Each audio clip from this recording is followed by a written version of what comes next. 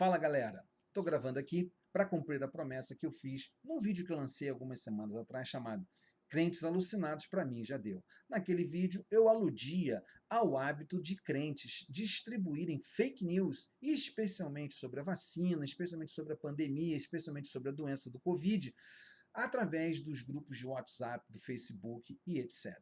Eu falei que ia fazer uma continuação para aprofundar um pouco mais o assunto. Para falar desse meme aí, ó. Olha esse meme. Esse meme mostra aquela cena de um desfile de carnaval, que, salvo engano, meu foi ano passado, onde Jesus está sendo chicoteado e arrastado pelo chão por uma pessoa fantasiada pelo Satanás. E esse meme diz: a conta chegou. Eu quero falar para você o seguinte: esse tipo de comportamento é uma forma de fanatismo que vem servir ao interesse de algumas denominações, especialmente denominações neopentecostais, que fazem aquilo que eu disse aqui no vídeo, de um sincretismo lucrativo. Fica ligado nesse vídeo que você vai entender do que eu estou falando.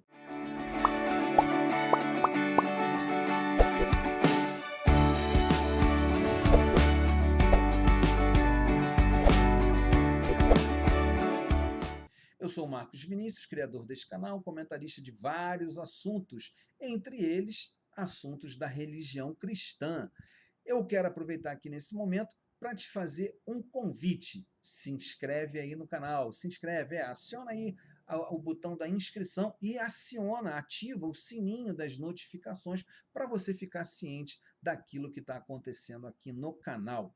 Bem, eu quero aproveitar também para te fazer um convite. Sexta-feira agora, dia 19 às 19 horas, Marcelo Melo do canal Tumulto, o canal Tumulto, vai estar aqui no canal Comenta Aí, numa live conjunta onde nós vamos falar de um assunto que está em alta aqui no Brasil atualmente, e não é o Big Brother Brasil. Tá? Você é nosso convidado para estar aqui às 19 horas. Sem mais delongas, vamos voltar ao nosso tema. O nosso tema, então, é esse sincretismo lucrativo, que parte de um fanatismo muito bem explorado por algumas denominações neopentecostais. Muito bem, sobre o que exatamente eu estou falando? Os neopentecostais, eles surgem no Brasil lá pela década de 70 e 80 com uma principal característica. A principal característica é a seguinte: um sectarismo, uma separação, uma cisão do próprio movimento pentecostal que já existia há mais de 50 anos. Outra característica dos neopentecostais é que, normalmente, as denominações neopentecostais, elas são igrejas de um homem, de uma pessoa, de um quase dono. Normalmente ele é o presidente da denominação e ele determina os rumos que esta denominação tem que seguir. Uma terceira característica que aparece com os neopentecostais lá na década de 70 é um esforço massivo de conquista de adeptos. Os neopentecostais, eles vêm e começam uma avalanche de evangelismo usando televisão, rádio, jornal, revista, para conquistar adeptos. Por quê? Porque na base da mensagem, o mundo está no mal, o mundo vive no mal e o mundo precisa ser retirado do mal. Surge uma outra característica dos neopentecostais, que é o seguinte: os pentecostais, eles pregavam uma separação do mundo. Tudo era do mundo. Futebol, praia, televisão, tudo era do mundo, então você tinha que se afastar. Os neopentecostais adotam o pragmatismo. Algumas coisas são do mundo, outras não. O que interessa aos líderes que seja do mundo, será. O que não interessa aos líderes que não seja do mundo, será adotado, aceito e tá tudo bem. E um pragmatismo. E é interessante já introduzir aqui o conceito seguinte: esse pragmatismo é que faz com que muitas dessas igrejas neopentecostais se associem à política e se tornem massa de manobra de política. Na verdade, para falar mais corretamente, os líderes dessas igrejas, através desse pragmatismo, utilizam os membros como massa de manobra para políticos. Uma outra característica que vem com esse avanço maciço das igrejas neopentecostais é uma apropriação cultural e religiosa das formas de culto das religiões de matriz africana. Uma das características das religiões de matriz africana é o uso do místico, do mágico, para cultuar as suas divindades ali. Não há isso nas formas de culto das igrejas protestantes e igrejas históricas. Os neopentecostais, eles não têm a menor parcimônia nem vergonha. Eles vão lá e tomam mesmo os modos de ser desses cultos. Um outro aspecto na igreja neopentecostal, que é a chamada teologia da prosperidade, que teve início nos Estados Unidos, década de 50, por ali década de 60, não foi criada pelos neopentecostais, foi um outro movimento chamado movimento da confissão positiva, que basicamente dizia o seguinte, que você, pelo poder da sua boca, você poderia declarar, fazer declarações positivas que mudariam a sua realidade. Seja a sua realidade existencial, realidade física, emocional, seus relacionamentos e, principalmente, a sua realidade material, a sua realidade financeira. Quando acontece do movimento neopentecostal trazer para dentro dele, de forma apropriatória, ou melhor dizendo, expropriatória, os modos mágicos e místicos das religiões de matriz africana, e juntar com a confissão positiva, o que acontece? Eles estabelecem alguns conceitos. O conceito principal é o conceito chamado de batalha espiritual, ou seja, o mal contra o bem contra o mal, Deus contra o diabo, que seria uma luta eterna entre essas duas forças. E o homem estaria ali no meio, sendo amaldiçoado ou abençoado. E aí é que a visão empresarial, a visão em busca de lucro, a visão em busca do financeiro entra nas igrejas neopentecostais. É importante dizer que, isso eu falei lá atrás e estou trazendo aqui, muitas igrejas neopentecostais, especialmente as igrejas de periferia, de comunidade, igrejas menores, elas trazem uma visão diferente, senso de pertencimento para as pessoas oriundas das camadas mais baixas da população, e isso é extremamente positivo. Mas voltando para as igrejas denominacionais, as grandes denominações neopentecostais aqui do Brasil, essas igrejas, diferentemente dessas outras igrejas menores, elas não têm essa preocupação com o senso de pertencimento. Na verdade, a entrada e saída de pessoas é cíclica. Entra e sai, entra e sai. Eu já estive dentro desse movimento e sei que sai muito mais gente do que fica.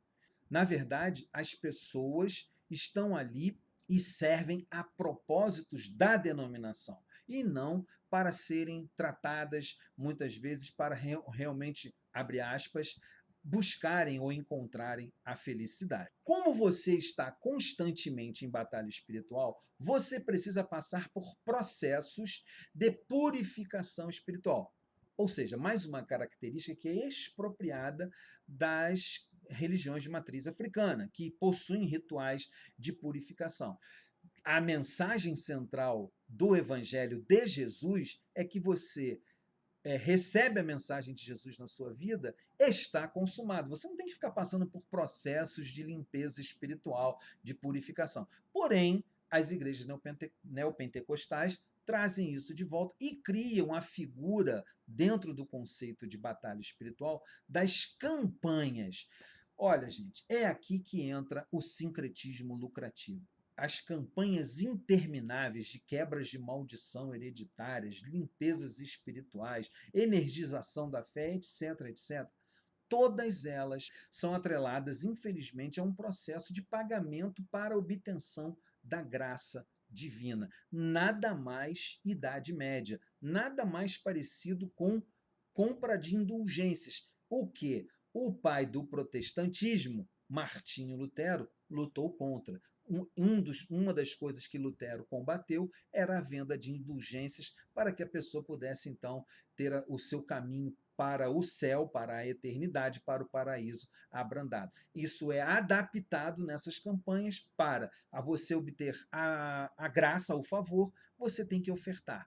Muitas vezes essas ofertas são repetidas ao longo de semanas, até que a pessoa venha a obter a sua graça. E aí tem um outro aspecto desse sincretismo lucrativo que eu quero que você entenda. Se você não consegue, ao final daqueles dias estipulados de campanha, a graça que você está buscando, você tem que começar tudo de novo. Parece até banco imobiliário. Volte tantas casas e comece novamente. Isso é muito triste, isso é muito ruim. Isso é claramente, você precisa entender isso, uma manipulação para obtenção de lucro financeiro.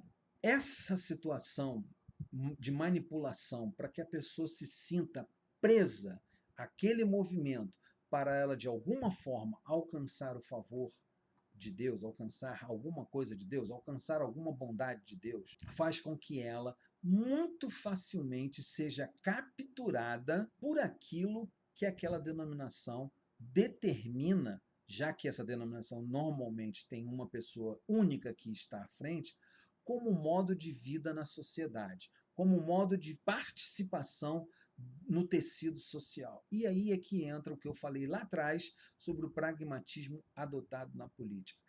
Essas igrejas, em geral, estão interessadas em concessões de rádio, concessões de TV, estão interessadas em espaço que gere mais lucro. Perdão de dívidas, nós vimos essa discussão ano passado, perdão de dívidas de impostos, etc. E para isso, elas se aproximam dos políticos. Não importa quem é esse político. Não importa nem mesmo se o político da vez seja alguém totalmente contrário nas suas ações à mensagem do evangelho. Não importa. O que importa é o pragmatismo. O que importa é o que vai ser alcançado. E eu quero dizer uma coisa, agora aqui fazendo um fechamento com uma reflexão em espiritualidade. Muita gente sofre nessas igrejas, porque as pessoas querem ser felizes, as pessoas querem encontrar um sentido na sua vida. E muitas pessoas sofrem, porque se sentem usadas, se sentem abusadas, e algumas delas, muitas vezes, não conseguem nem mesmo sair desse ciclo e continuam sendo usadas e continuam sendo abusadas e continuam sendo manipuladas, porque não conseguem enxergar.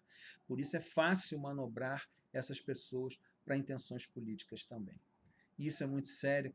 Eu, como alguém que está há 50 anos no meio evangélico, sofro também de tristeza de ver isso acontecendo. E eu queria te fazer um convite. Se você chegou até aqui, se você passou por alguma coisa semelhante, deixa seu comentário aí no vídeo. Deixa seu comentário aí dizendo, olha, se você quiser fazer anonimamente, não tem problema. Eu passei por uma igreja assim, assim, assim, que tinha essa visão, só buscando lucro, só buscando dinheiro, e eu fui esmagado, eu fui esmiuçado, eu fui pisado, e depois eu fui jogado fora, porque eu não tinha mais utilidade. Essa é uma outra característica, mas isso é um assunto para um outro vídeo, que é o utilitarismo religioso. O utilitarismo religioso, mas isso é um assunto para um outro vídeo. Então deixa aí o seu comentário, conta a sua história, e eu quero também me colocar aqui à disposição. Tá aí vou deixar aí também no comentário fixado o meu Instagram. E lá no meu Instagram sempre tem conteúdo sobre espiritualidade, e o meu direct lá vai estar aberto. Se você quiser conversar, se você quiser falar, se você quiser desabafar, tudo bem, tudo jóia. Se precisar sair, usa sua máscara. A pandemia não acabou e não tem vacina para todo mundo. Se cuida, cuida dos seus. Até o próximo vídeo.